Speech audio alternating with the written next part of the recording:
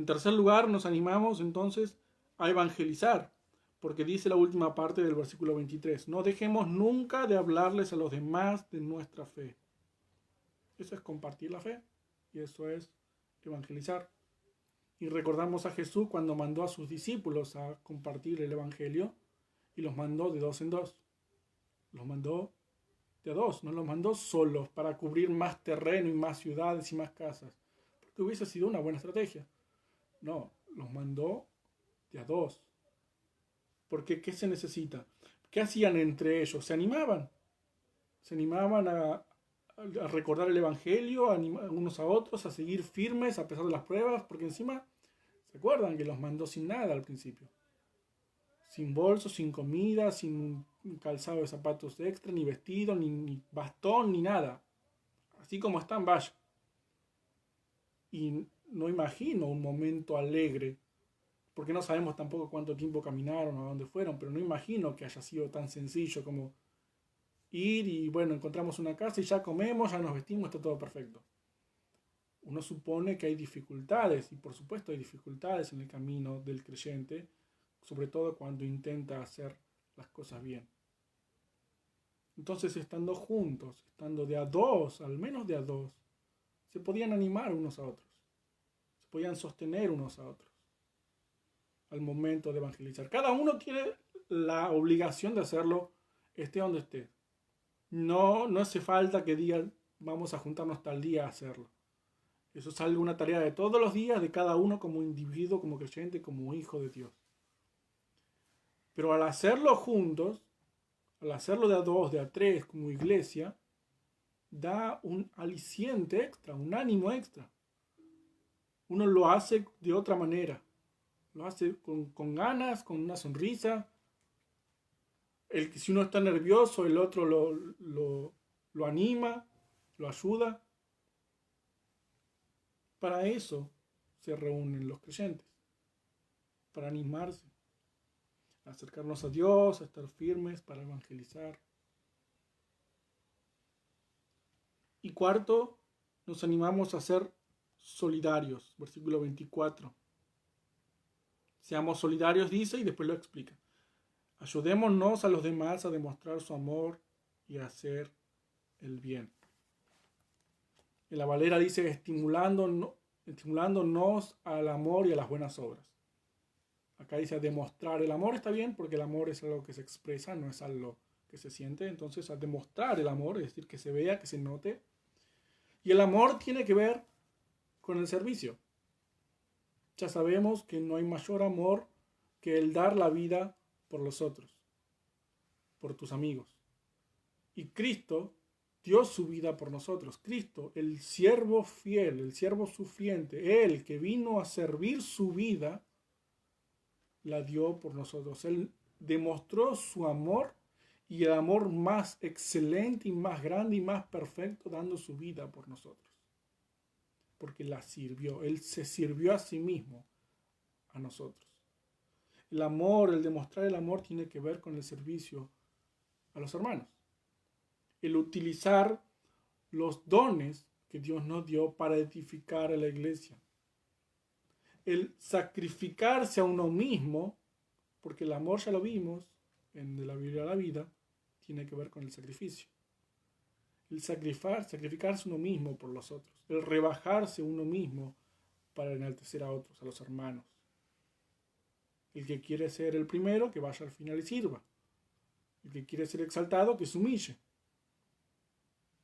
Nos reunimos para ayudarnos a demostrar el amor. Bien, alguien, si yo sé hacerlo, si yo puedo hacerlo, si yo recuerdo cómo se hace y veo que la otra persona tiene problemas para hacerlo, lo animo. Mira, Dios te dio esto, Dios te dio el don de canto, Dios te dio el don de oración, Dios te dio el don de lectura. Hacelo para servir a la iglesia. Si el amor de Cristo está en vos, demostrarlo tan sencillamente como utilizando lo que Dios te dio para el bien de la iglesia, para el bien de tus hermanos. ¿Te da vergüenza? ¿No te gusta? ¿No sabes cómo? Bueno, de eso se trata el sacrificio. De negarse a uno mismo por el bien de los demás. Si vos podés hacer un bien a tu hermano, con un esfuerzo tuyo, tenés que hacerlo. Por amor, por ese mismo amor que Dios derramó sobre vos. Porque no es algo grande orar por alguien, o leerle a alguien, o explicarle la Biblia a alguien, o cantar, o orar o hacer algo en la iglesia. Porque estamos reunidos entre hermanos, estamos reunidos los creyentes, no hay vergüenza en ese lugar. Y tenemos que demostrar el amor de alguna manera. Entonces hay que sacrificarnos. De a poquito quizás, pero tenemos que sacrificarnos por el bien de nuestros hermanos. Y nos animamos a eso. Unos a otros debemos animarnos a expresar ese amor, a servirnos unos a otros. Debemos motivarnos al servicio, al sacrificio. Y que dice después las buenas obras, es decir, hacer el bien. Y esto tiene que ver con la disciplina en la iglesia. Mateo 18. Si alguien peca, anda a hablarle. Si no te escucha, anda con 1 o 2 testigos. Si no te escucha toda la iglesia, si no te escucha, excomulgado. Es decir, ya no pertenece a la iglesia. Estimularnos a otros a las buenas obras o ayudarnos a hacer el bien es corregirnos. Es disciplina eclesiástica. Te estás equivocando, por ahí no es por acá. De hecho, el estimularnos a unos a otros a demostrar el amor tiene que ver justamente también con esto, con enderezarnos, con mostrarnos cuál es el camino correcto. Vas con la palabra, le decís te estás equivocando, esto no es así, esto no es así, es así y así. Y si te escucha bien, lo trajiste de vuelta al camino y esa persona va a cambiar sus obras del pecado a buenas obras, a hacer el bien. Esto es un mandato que tenemos ya desde el libro de Eclesiastés, cuando le dice, de Ezequiel, perdón, cuando Dios le dice a Ezequiel que él es atalaya del pueblo. La función de la atalaya es esa, es demostrar que hay peligro porque te estás equivocando.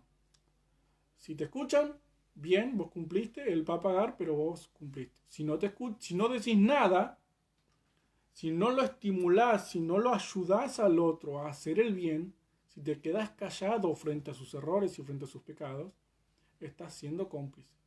Y él va a pagar y vos también vas a pagar. Entonces tenemos que animarnos unos a otros a hacer el bien. Algunos hablan, por supuesto, en la palabra, quizás no la conocen nada, de que no tenemos que juzgar, no tenemos que criticar, no tenemos que estar mirando la paja en el ojo ajeno, no tenemos que estar pendientes de lo que los otros hacen, y eso, desde cierto punto de vista, es correcto, no tenemos que estar pendientes de lo que hacen los demás. Pero sí tenemos que estar atentos a los pecados. Primero propios, sí, por supuesto, pero también de los demás.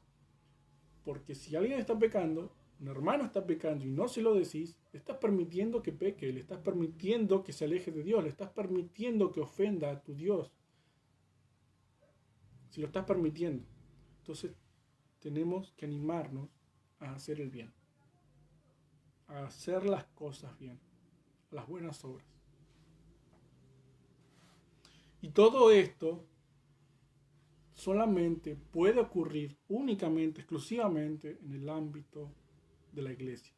Únicamente puede ocurrir cuando los hermanos están juntos, cuando se reúnen. Alguien que está por fuera de la iglesia y se llama creyente no se va a poder acercar a Dios, o lo va a hacer, pero cuando se esté alejando nadie le va a decir te estás alejando, acércate, recordarle el evangelio. Cuando esté débil nadie lo va a ayudar, ni lo va a levantar cuando esté caído por medio de la palabra. Alguien que está por fuera de la iglesia y se dice creyente no va a tener ánimos quizás de compartir el evangelio porque se va a olvidar, va a vivir en su propia vida, haciendo sus propias cosas. No va a tener a nadie que le diga, che, mira, vamos a juntarnos a hacer un día de evangelización, o como se suele hacer en algunas iglesias. No le va a recordar que lo tiene que hacer. Alguien que está por fuera de la iglesia no va a tener a nadie que lo corrija, no va a tener a nadie que lo anime a servir a los demás.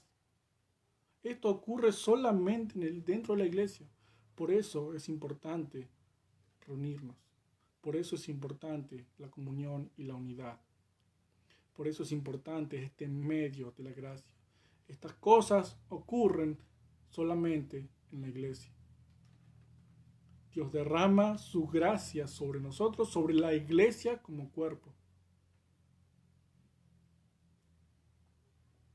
Y para terminar voy a leer Hechos capítulo 2, versículo 42, pero en la traducción al lenguaje actual. En este capítulo está el sermón de Pedro en Pentecostés. Y al final, este es el final del sermón que dice lo que ocurrió después. En el versículo 21 dice que se convirtieron más de 3.000 personas y que se fueron agregando, se fueron bautizando y se fueron uniendo a la iglesia.